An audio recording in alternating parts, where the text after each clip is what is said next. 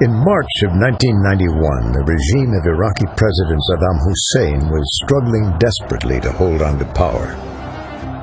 Just 8 months earlier, Iraq attempted to forcibly annex the Emirate of Kuwait, its small, oil-rich neighbor to the south.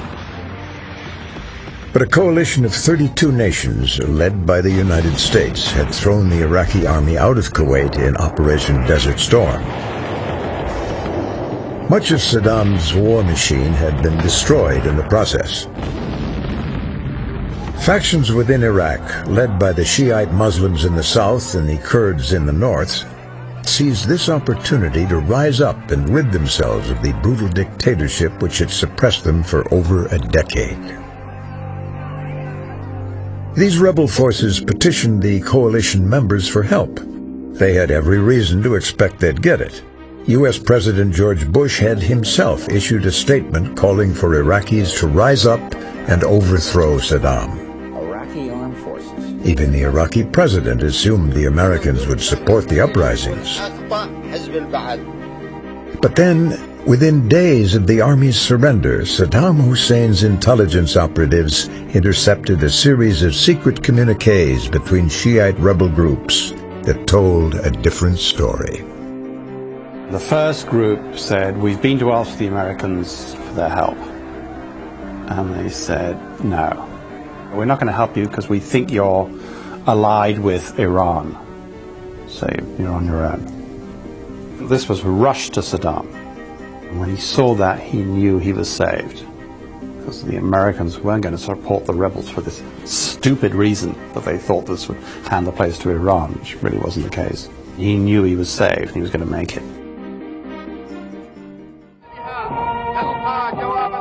For the better part of 20 years, Saddam Hussein had used assassination, torture, and even weapons of mass destruction to seize and solidify power in Iraq and the Middle East. He had survived coup attempts, rebellions, and a devastating war with neighboring Iran, each time emerging stronger than ever. Now, in the wake of his total and humiliating defeat in the Gulf War, Saddam Hussein was delighted to discover that he had, once again, managed to land on his feet. And now, without interference from the outside world, he began to put down the uprisings.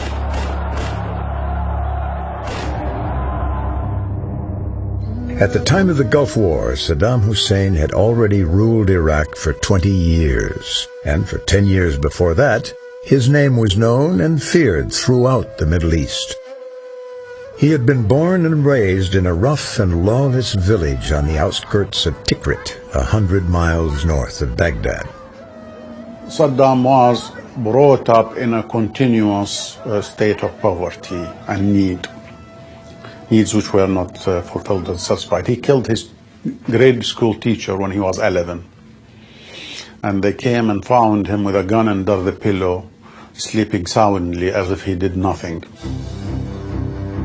In 1957, at the age of 20, Saddam joined the Ba'ath Party, a nationalistic movement that was crossing national boundaries and spreading rapidly throughout the various Arab states.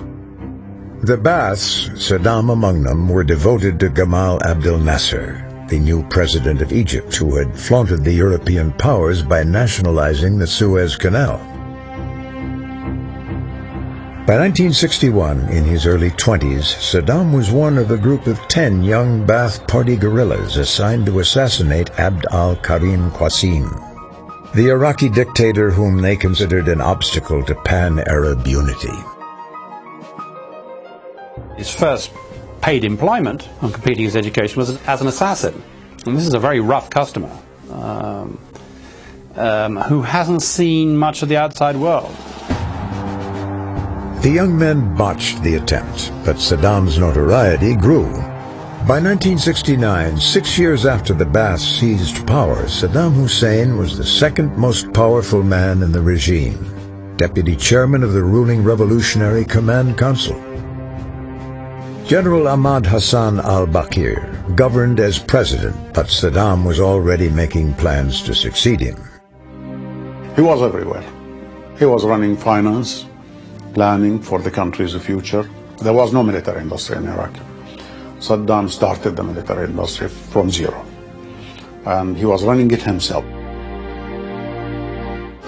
By the mid-70s, Saddam Hussein was the real power in Iraq. In 1979, he shoved the aging al-Bakr aside and assumed the presidency. Less than 2 weeks after taking office, Saddam convened an extraordinary meeting of the Ba'ath Party Congress for what would be a graphic demonstration of his ruling methods. The scene in Baghdad that night was almost a reenactment of a similar purge in Nazi Germany some 40 years earlier, one that carried the same name. The night of the long knives, it was a coup arranged by Saddam. He killed all his opponents inside the party and government, more than 200 in one night. And gradually throughout the next week or two, he killed another 300-400 men. One of Saddam's favorite methods of getting rid of his competition, especially inside the party, was hitting them with a car and leaving them on the side road inside Baghdad. We had incidents all over Baghdad this way. Once he had cemented power within Iraq, Saddam began to reinvent himself in the role of a great leader. His image could be seen everywhere. He was Saddam the soldier, the religious man, the family man. His picture adorned keychains, cake plates, and children's notebooks. He used television to turn himself into an Orwellian big brother. His secret police, the Amn al-Am, numbered in the tens of thousands. They too were everywhere, often in disguise. Wherever people congregated, Saddam's spy organization was watching. So it is really the power base of Saddam. He knows what's going on inside the country because of it. Although Saddam repressed his people politically, many of his programs, beginning in the mid-1970s, improved the lives of Iraqi citizens. And they had a health system which actually puts ours to shame. Very well-trained doctors, everything free. Even if you were poor and you had something that couldn't be treated in Iraq, they'd fly you to London or Paris. It was actually a fantastically good system. There was a tremendous emphasis on higher education and including women. When you traveled around Iraq, you would see women engineers heading construction crews, heading factories. This was virtually unprecedented, even today in other Arab countries. With his purge of the Ba'ath Party leadership, Saddam had assumed total control of Iraq and her vast wealth of oil reserves. Now, with a checkbook to match his ambition, he embarked on a spending spree, buying the nuclear materials and deadly weapons with which he hoped to reshape the Middle East.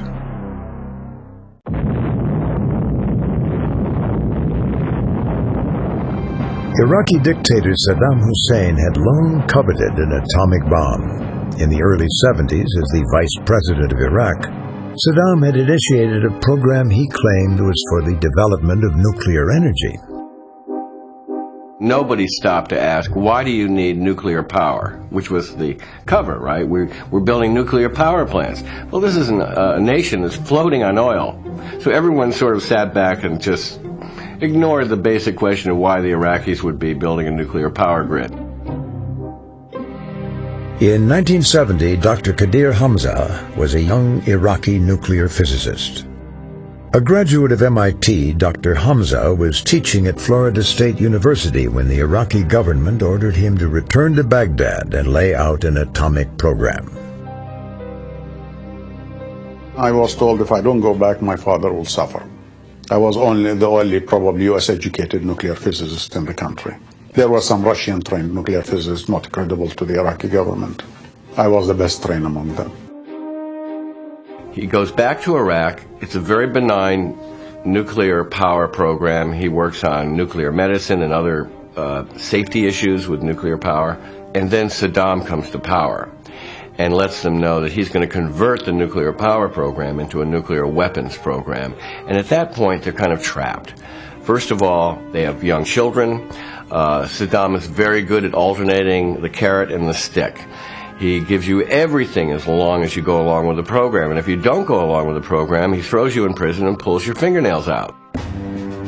Dr. Hamza and the other Iraqi scientists were told Iraq needed atomic weapons as a deterrent.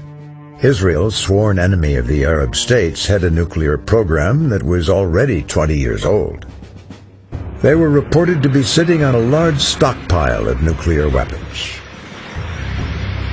Deterrence in Iraq is not like deterrence in Israel. For the whole Arab world, Israel needs 100 bombs, probably, to make its threat realistic. Iraq needs 3 bombs to have deterrence against Israel. Israel at the time had only 3 major population areas. So 3 bombs would be enough. The strategy of deterrence seemed reasonable to the scientists, but Dr. Hamza and his colleagues still harbored doubts. Suspecting that Saddam had another agenda, they made a decision to take the slowest route possible toward the development of a nuclear weapon. Saddam's intent was not deterrence.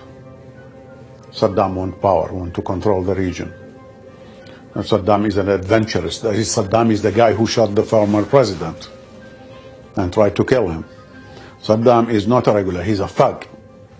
You don't give a thug a nuclear weapon.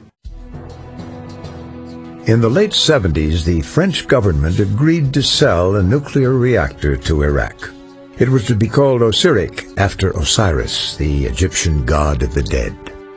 Israel, which had purchased its own nuclear reactor from France as early as 1956, asked the United States to help stop the sale. But the French refused to cancel the contract. Mossad, the Israeli Secret Service, began a top-secret campaign to destroy the reactor. On April 5, 1979, 3 days before the reactor core was to be shipped to Iraq, an explosion damaged the device. The blast delayed delivery for 2 years. Then, in June 1980, Yahya al-Mashad, an Egyptian nuclear scientist and a key figure in Iraq's nuclear program, was bludgeoned to death in a Paris hotel room. Many assumed Mossad had struck again. Others, like Dr. Khidir Hamza, weren't so sure. They believed the Egyptian might have been passing Iraqi nuclear secrets to the CIA, and Saddam had found out. Saddam's security was suspecting that he was being debriefed and that the Egyptians passed the information to the US and effectively later to Israel. So there is a possibility that Saddam arranged the hits. But the media at the time carried it as if Israel did the hit, and possibly it did, we don't know. There were several clues which indicated the murder of the Egyptian scientist might in fact have been the work of Saddam's Foreign Intelligence Service, the Mukhabarat. The most compelling of these involved the only witness to the crime, a prostitute who had reportedly let the killers into the hotel room. Before the authorities could question her, she was found dead in a Paris street. Like so many of Saddam's victims, she was run down by a car. In 1981, 2 years had passed since agents of the Israeli Mossad sabotaged the $250 million Osirik nuclear reactor while it was being built in France. Since then, it had been repaired and delivered to Iraq. Then, on June 7, 1981, a flight of American-made Israeli warplanes took less than 3 minutes to completely destroy the reactor. The destruction of Osirik was another major setback for Saddam Hussein. He would have to wait still longer for his atomic bomb. In the meantime, there were other weapons of mass destruction Saddam could get his hands on more quickly.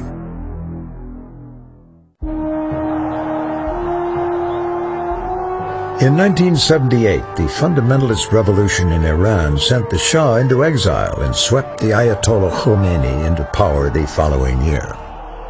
This new government, with its strong ties to Shiite Muslim factions inside Iraq, posed a threat to the regime of Saddam Hussein. Then, in 1980, when Muslim fanatics tried to assassinate Iraqi Foreign Minister Tariq Aziz, Saddam began a systematic purge of the Shiites. More than 100,000 Shiites and people with Iranian blood were rounded up and dumped on the Iranian frontier. Thousands were summarily executed.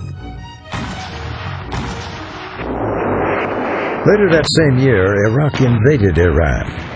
By this time, Saddam Hussein was regarded both in the Arab world and the West as a dangerous man and a constant threat to world peace. Yet, compared to Iran, Saddam's regime was considered the lesser of two evils.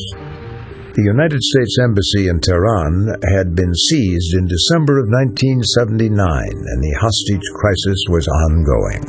There was little love for Iran in America. Throughout most of the 1980s, the US was essentially Iraq's ally. There's actually considerable evidence to suggest that the US put Saddam or encouraged Saddam to attack Iran in 1980.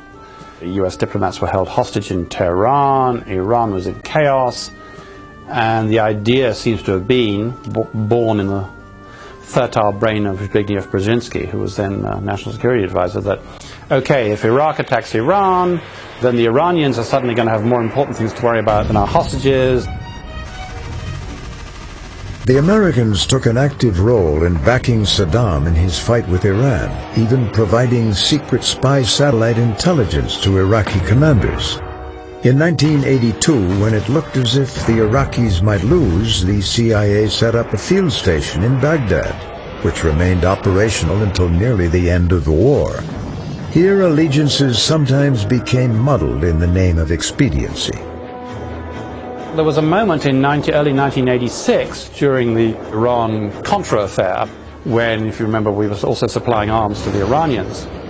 And there was a battle, I think in January or February 1986, when both sides, Iran and Iraq, were proceeding on the basis of intelligence supplied by the US. Iraq had the stronger, better-equipped army, but Saddam had purged its best commanders and replaced them with loyal incompetence. The tide soon turned against them. Iran had a population 3 times that of Iraq and used their superior numbers to great advantage in human wave attacks that terrified and routed the Iraqis. Saddam Hussein hoped to defeat the enemy with a single cataclysmic stroke. He demanded his scientists give him an atomic bomb to use on the Iranians. Hussein al-Shahristani, one of Saddam's top nuclear officials, tried to reason with him.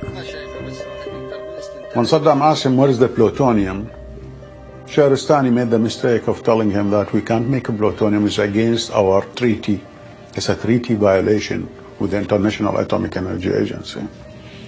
So Saddam was mad. He told him, you leave politics to us. You do your science, and that's it. Within 2 days, he was picked up, tortured, and a guard was stationed at the door of his house. And that tends to change your attitude. And that happened to a number of high-ranking Iraqi scientists who balked at various stages of the nuclear weapons program and soon found themselves in prison being tortured every day. And then Saddam would let them out and put them back in the program like nothing ever happened. Often these victims of Saddam's wrath would arrive home from prison to find a new Mercedes in their driveways, a gift from their benevolent leader. Iraq's nuclear officials got the message and redoubled their efforts to give Saddam the bomb. If they couldn't make one from scratch, they'd try and buy the components on the world market. We were spending purchases, foreign purchases, 150 million a month. If you can imagine that. For example, when I went to Germany, I was given 40,000 in cash, $1 million I had in my name in Deutsche Bank in 1987, and 100 million transfer immediately, just in case I sign a deal. Western intelligence agencies knew the Iraqis were in the market for a bomb, but there was scant formal protest. The attitude of the West at that time, which had picked Iraq against Iran, was just sell, don't ask. That was generally the policy. So that even though these were secret operations that the Iraqis were carrying out to get technical expertise and components for their weapons of mass destruction projects, the Western intelligence agencies kind of looked the other way. If we had to pick a dog in that fight, we were going to pick Saddam.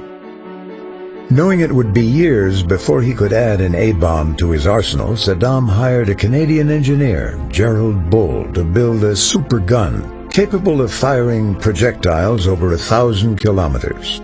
These could carry chemical, biological, or even nuclear payloads. The barrel of the supergun would have measured 156 meters long. The recoil would be equivalent in force to a nuclear bomb, strong enough to register as a major seismic event. But before his supergun could be completed, Gerald Bull was assassinated, allegedly by Israeli agents. Undaunted, Saddam still pursued cheaper and far easier to build weapons of mass destruction. Iraqi buyers found suppliers in Germany and Yugoslavia who were more than willing to sell them the equipment and expertise needed to construct chemical manufacturing facilities inside Iraq. The U.S. intelligence community was monitoring what the Germans were doing all through the 1980s, and they would draft white papers without any headers on them and deliver them by the U.S. Embassy in Bonn to the German government. They were called Demarches, which is a diplomatic term. It means a diplomatic note of protest. Well, there were so many of these demarches sent to the Germans and so little action by the Germans that some people have called them demarshmallows. Because they had absolutely no effect at all on the German government and their behavior. The cover story was that the plants were for the manufacture of pesticides. But it was in these facilities that deadly forms of nerve gas for use against humans were perfected, using first animal and then human subjects, Kurds or other political prisoners. By the time the gas was ready in 1987, the war with Iran was close to a stalemate. Saddam was anxious to use the gas against the Iranians, but first the compounds needed to be tested on a large scale. And soon an opportunity presented itself. Iraqi Kurds, many of them in sympathy with fundamentalist Iran, had revolted in the north. This was a direct threat to Saddam's regime and just the excuse he was looking for. They sprayed nerve gas over the village of Halabja and then sent in scientists and doctors to measure who died in what kind of position where. Were they indoors, were they outdoors, were they in alleys or streets? And then they did it again.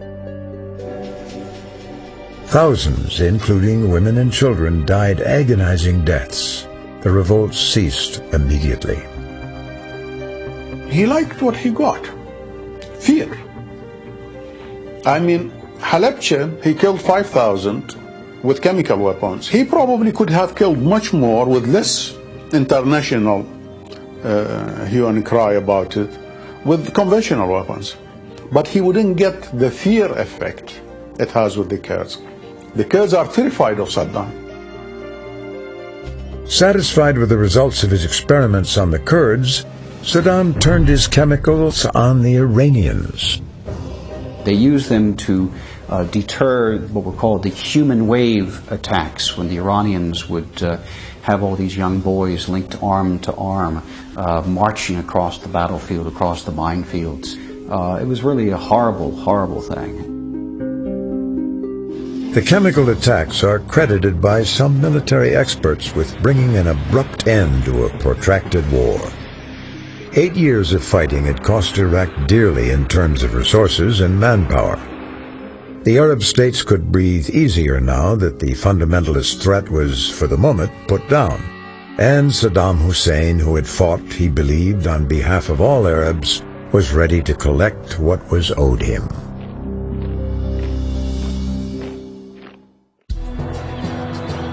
In 1988, Saddam Hussein emerged from Iraq's 8-year war with Iran as the most influential and feared political leader in the Arab world. But his financial situation was desperate. He had borrowed $40 billion from the Arab states to underwrite the long campaign, and now they were looking for repayment. Saddam Hussein was frustrated. He had just fought an 8-year war with the Iranians. He had taken terrific losses, and he felt that he had represented the Arab world against the hated Persians, the Iranians. And nobody was giving him credit for it. He wanted and expected the other Arab states to forgive the debts, but they refused. Then they took steps which he viewed as further provocation. Saddam accused OPEC members of overproducing oil, with the result that the price per barrel was cut nearly in half. And he accused his neighbors to the south, the Kuwaitis, of slant drilling from their side of the border into Iraq, stealing his reserves. Privately, Saddam had often threatened to invade and annex Kuwait.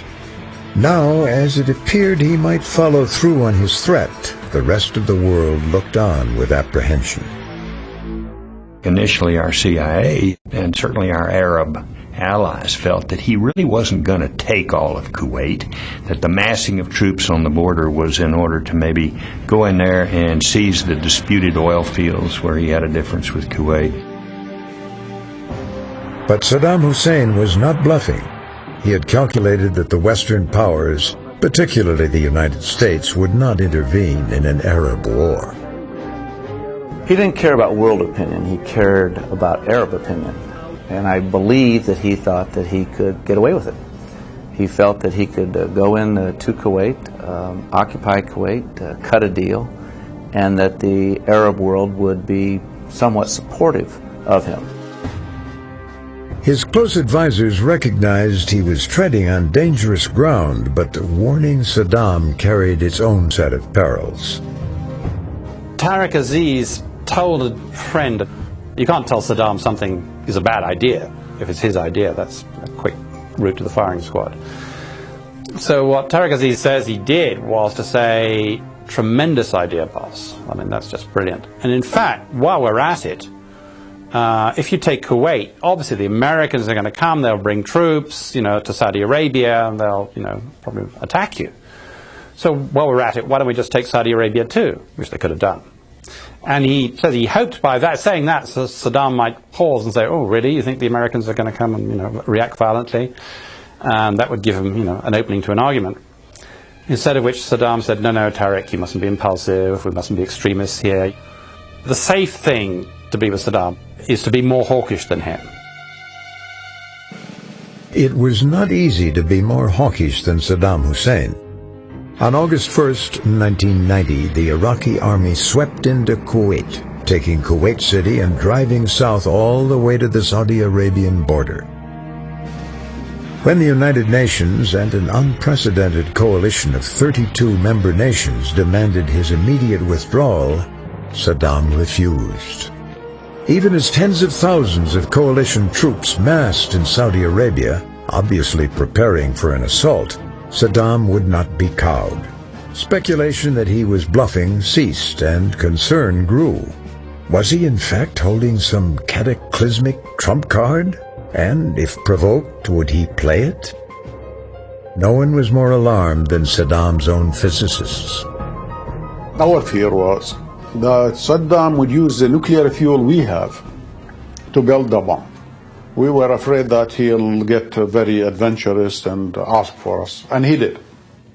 His son-in-law came and ordered us, within a month of invading Kuwait, to start a crash program, to make one bomb. We dragged our feet again. We knew what he would do with that one bomb. Either drop it on Israel or the Allies. Both are suicide. There's no question about it. Iraq will cease to exist. But to Saddam, it makes no difference. If he's going to go, he'll take everybody with him. Iraqi scientists told Kamel Hussein, Saddam's son-in-law and chief of his secret police, that they had not quite 15 kilograms of atomic fuel, but 18 were needed for a bomb. And even if enough uranium was in hand, the device they had made was too big to make a viable weapon. Something like 1.5 tons, not something you can deliver by any Iraqi missile. Iraq missiles payload was around 0.5 ton at the time. It depends on the range. So by November, 2 months before the Gulf War, when the son-in-law came in, we showed him the bomb we made, and he was mad. He expected that he could put it on a missile and shoot it when time comes. Kamel Hussein reported back to Saddam, telling him his nuclear program was a dead end and that Iraq should concentrate on chemical and biological weapons.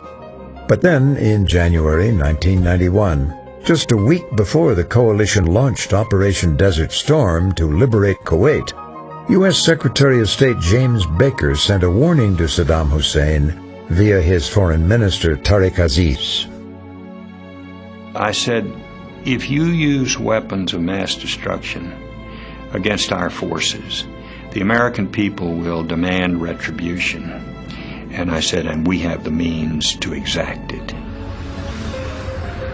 U.S. intelligence sources described the Iraqi force as battle-hardened after their long war with Iran.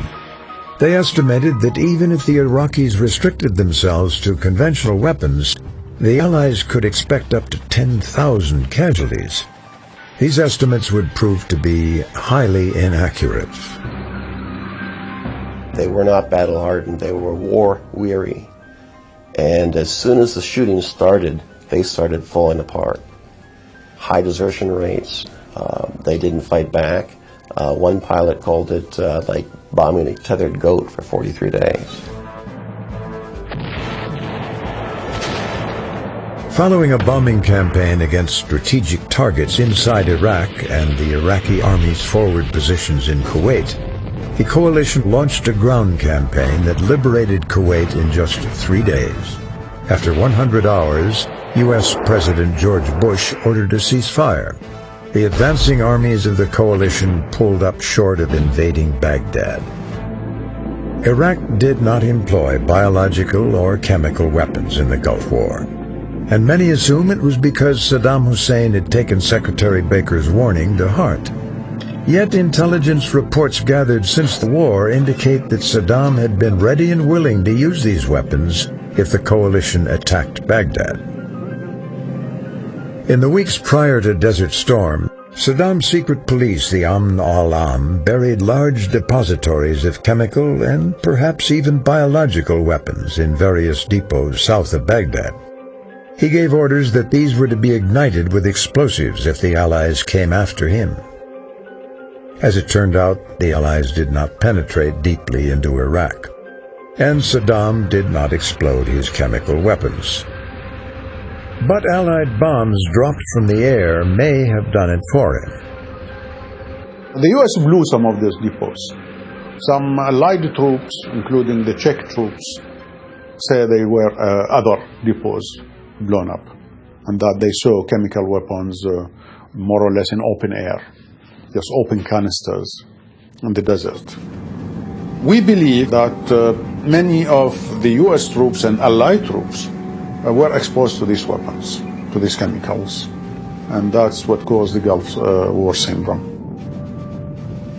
As sort of a corroboration that these chemical weapons might have been deployed and unwittingly blown up by the Americans and spread over the southern area of Iraq is that the hospitals, the Iraqi hospitals, were filled with people complaining of the same symptoms that Gulf War veterans came home with after the war. With the nation he had hoped to modernize reduced by bombing to a pre-industrial state and his war machine all but destroyed, most outside observers assumed Saddam Hussein would be forced to step down. Those inside Iraq didn't believe this scenario.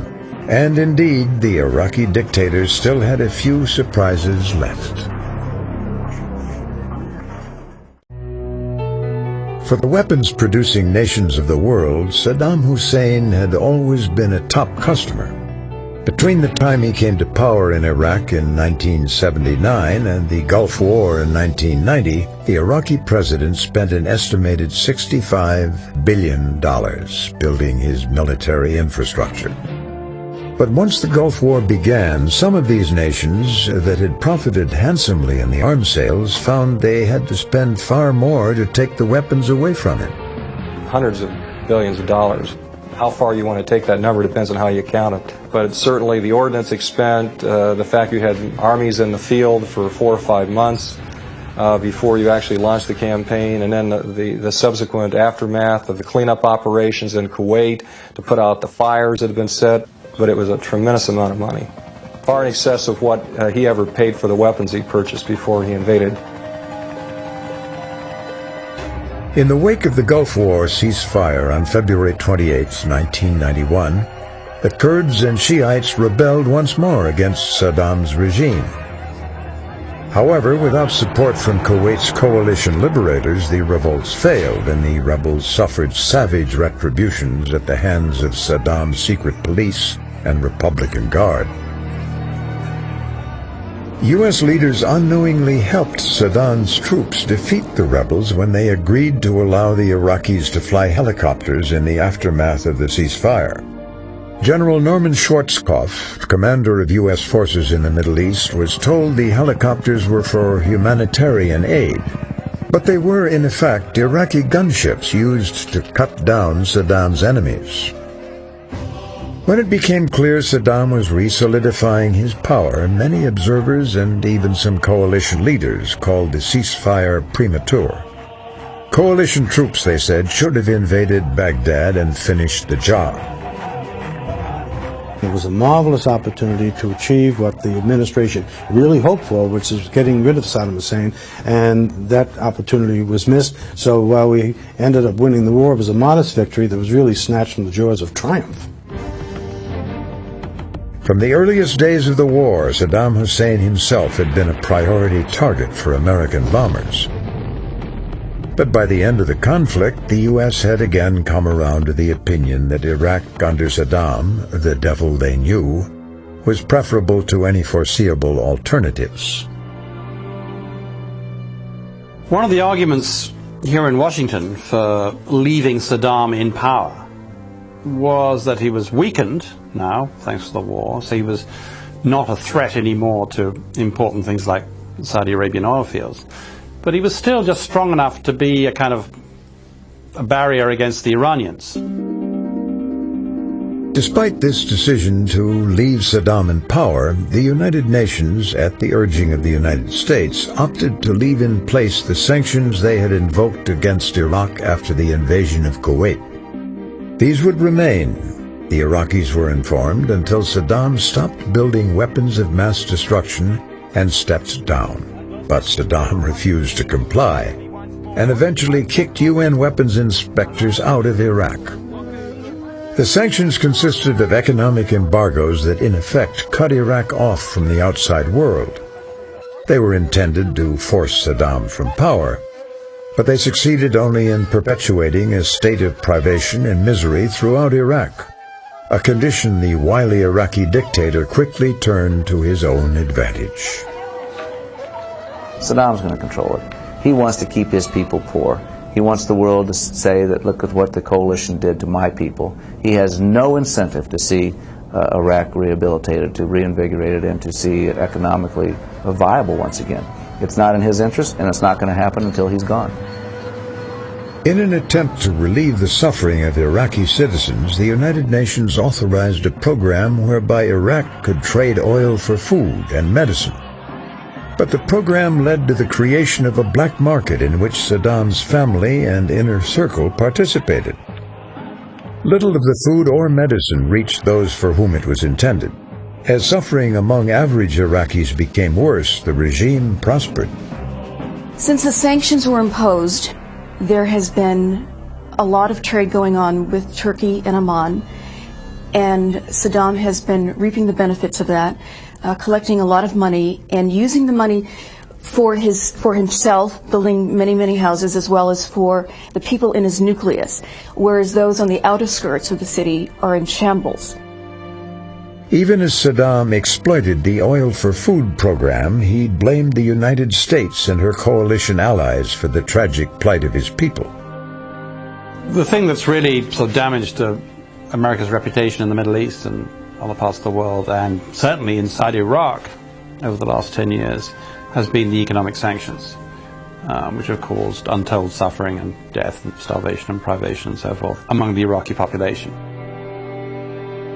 What you see is astounding. I mean, incubators that don't work, healthcare systems which are completely broken down, no medicine in the pharmacies.